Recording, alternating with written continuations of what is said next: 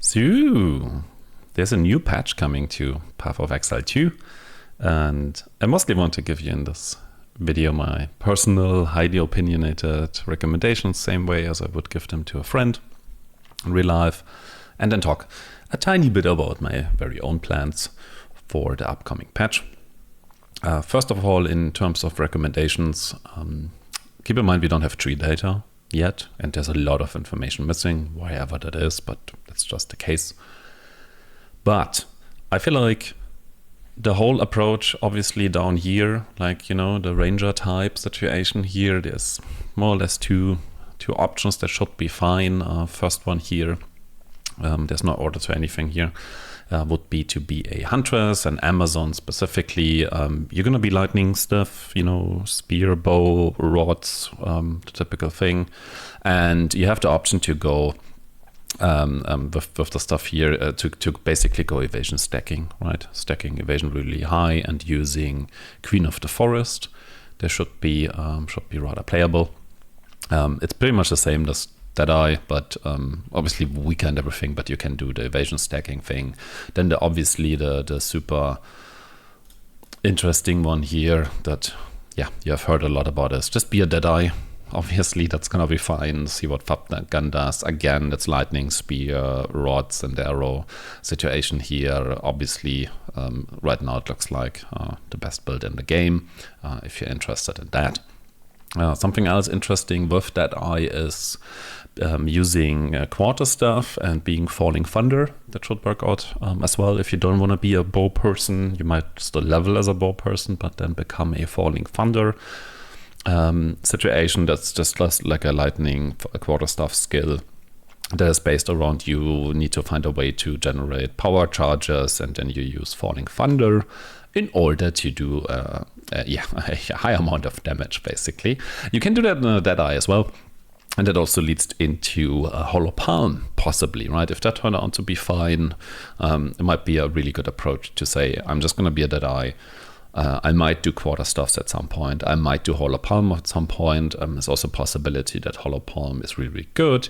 Maybe it's not. If it's just a little bit worse than the bow thing, but you like it more, then it's still an option to just do that, right? Be weaker, but have a more fun build. If that's funny to you, that you punch people with your fists, then you can do that. That's fine. So for that, Deadeye should probably also be a pretty safe bet, obviously, and you're gonna have a lot of content around it if you need help of that. It's a good place to start. So yeah, that's probably the more boring part. If you go towards the monk side because you want to be a monk person and you like quarter stuffs, I guess, then there should be a good way to just be an invoker. It still has a bunch of sustain, right? So you're not gonna die that much with this like overleech, whatever meditate mechanic in there. Again, Falling Thunder would be the direction. Could be fine with Hollow Palm. Same thing, right? If Hollow Palm is not great or not great enough, then you just use a quarter staff and you should be fine. And I believe I've seen, I think it was Sarge, somebody has shown that on stream. I clicked through that and it didn't look that bad. Was leveling a monk with mace skill. So basically being a makeshift warrior and leveling that with like perfect strike and this whole bone shatter stuff. He shot that on stream and it looked actually pretty good. Looked pretty fine. So there's maybe you want to look into that. But yeah, monk, quarterstaff, Falling Thunder should be totally fine, I feel like. The other part is the top part here. There is probably the Sork direction here. I believe it's Stormweaver then. I wouldn't really recommend, but there is this fusion mechanic that could be cool because it's visually interesting. No idea about power level or anything, but this the party where you collect these tiny things on the ground and then your skills do something different. And if you have like the Stormweaver and also on the tree, this combination where the elements are random, it might be visually, like, you know, very colorful, random things are happening. I just don't really know how strong it is, and I also don't know if I really want to collect stuff on the ground, right? This type of gameplay. Maybe it turns out to be not that bad, right? Maybe it's just fine because you randomly collect enough of them and your screen is just very colorful. Might be really fun, would not recommend that. But in terms of the top part here, there is Lich. And that's the one I want to talk a little bit more about. Since I feel like if you don't care too much about power and you just want to be comfy and casually play this game a little bit, I feel like Lich could be a really, really good way to do that. There's two ways I've seen. One that Faceplace has shown, and he's definitely going to do guide stuff for that as soon as trees are out, and he's typically rather trustworthy with that, is to be a minion-based situation. That means like you're like an SRS type character that spawns with like curses, these like little summon raging spirit minions, and then you kind of explode them. That's like one way. You can check out his stuff for that.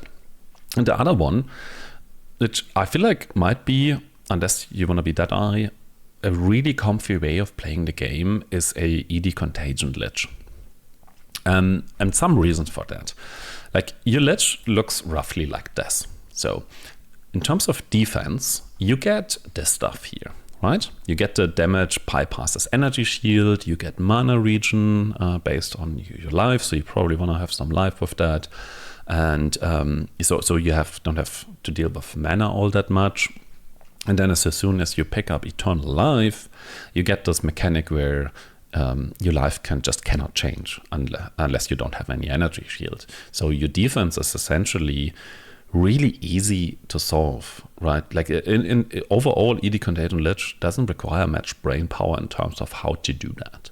So you get energy shield bases with energy shield on it, right? And then you have energy shield, and unless you lose it all, which just means you die, your life won't change. That means you have this mechanic with the bypassing of the energy shield. And that's a really, really good way of mitigating damage that is very easy to understand and not conditional, essentially, right? It works against all damage types. As long as you're building energy shield and you don't run out of it, you're mitigating the damage by baseline 10% here. There's like 5% more on tree, makes it 15, and there's a little bit more on gear, like 10 to 15 more you can get on gear, which is like, again, very easy to understand, and it mitigates like just all the damage, like damage over time, hit damage. I don't know if there's anything that can get through there. Maybe some mechanics that just remove something, but as far as I understand, there's nothing that mitigates or removes the damage. If you assume it's like 25%, you just take a quarter less damage at any given time, which is really, really cool and easy to build for defense, right? It's just yes and this stuff. So that's for the defense. You get this jewel socket here, which is kind of cool because it makes jewels more interesting, right? You just get like this double effect here. That's like really cool. The last line doesn't matter because, again, you're an ES build, so you're supposed to have energy shield. That's interesting. And the last one just makes you deal 30% more damage at the cost of some ES, which with recharge rate and stuff is not that big of a problem. So your baseline is very easy to understand, very easy defenses. And then on top of that, you can play ED Contagion, which you get very, very early. You get Contagion pretty much immediately in town, and then you get Essence Drain on this Rust King dude, I believe that's when you get it the first time.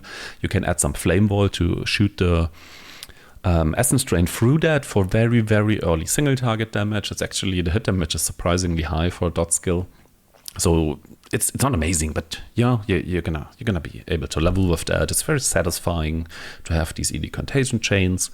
That's really nice. And then a little bit later on, you get your Dark Effigy, I think it's called. It's like a tower thing you put down, and that one deals hit damage, though, based on how many dots are on the target. So your single target game players keep your dots up and make sure this little tower is there, and it's just gonna deal damage. So it's very easy to build, with the only slight complication of you need to understand that your clear skills, ED Contagion, are dot based, right? Damage over time based, and your single target is actually hit based.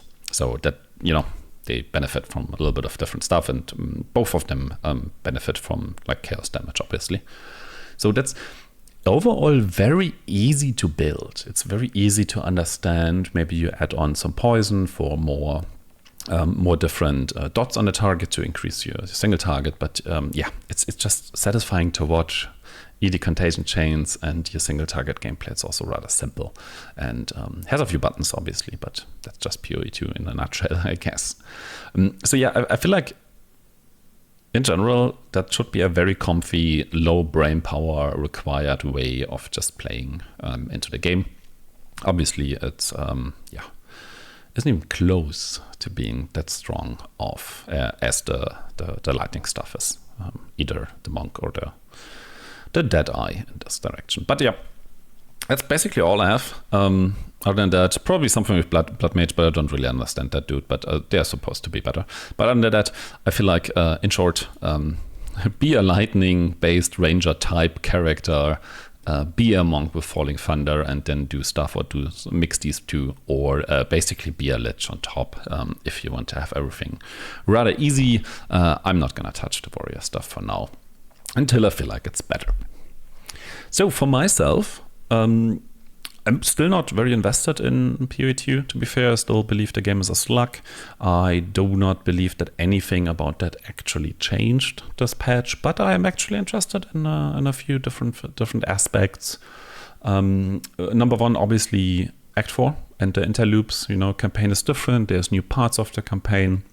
I just want to see that, casually check that out. I'm interested how sprinting actually works out, how that actually feels in the game. Might be horrible without evasion, I don't know. Maybe having ES gives you a 50% chance to not fall to your face, and maybe blocking works, I don't know. But other than that, might be terrible without evasion. So we're gonna see that. New trait, I wanna see, PoE Exile is getting a instant buyout situation. I'm really excited to see how that actually works out in combination with this other trait thing from Settler still. And yeah, I'm excited to see what happens to rare item traits. Are dump tabs still a thing? How does that work out? We have it in game now, the surge. I just want to try that. It's cool. And lastly, and possibly most importantly, how do the new orbs and essences actually affect gameplay for creating item? Maybe that's more interesting now. I feel like you should be able to more deterministically create items up to 2 or 3 affixes total. So that might be really interesting. On top of that, there's the leak mechanic, depending on how rare that outcome is. But you might have an ability to just add another line, another more or less guaranteed, not that bad affix on top of your items. So maybe item creation is more interesting. But that's what I want to check out. I don't see myself playing the game all that much, but that might change. We will see. That also means I will be rolling into softcore trade this time. Softcore, I know, mostly because I don't plan on redoing stuff because I die. I'm just not invested enough. So I'm just gonna go softcore. I want to explore stuff that is a bit further in the end game, and yeah, I said I don't want to redo my character. And trade because I want to see the trade, right? So I can always decide to not trade, but yeah, I want to try that out. So I have to be trade, so it's gonna be softcore trade since I haven't done for a long time, honestly. That's fine. We will see. That's what I will do. In terms of actual character, I'm very likely to not be a ranger. It's going to be either monk or most likely actually going to be a lich, so I can just easily run around. And very likely I'm going to be the minion based one, whatever Faceplace put out. So I'm just going to take that guide and follow it. Basically, that's the whole idea. We will see. I will decide spontaneously on Friday. I hope you enjoyed the new league, the patch, the thing. I hope it's really fun for you. I'm rooting for everybody that really likes the game. That's really cool. That's what games are made for. So yeah, bye.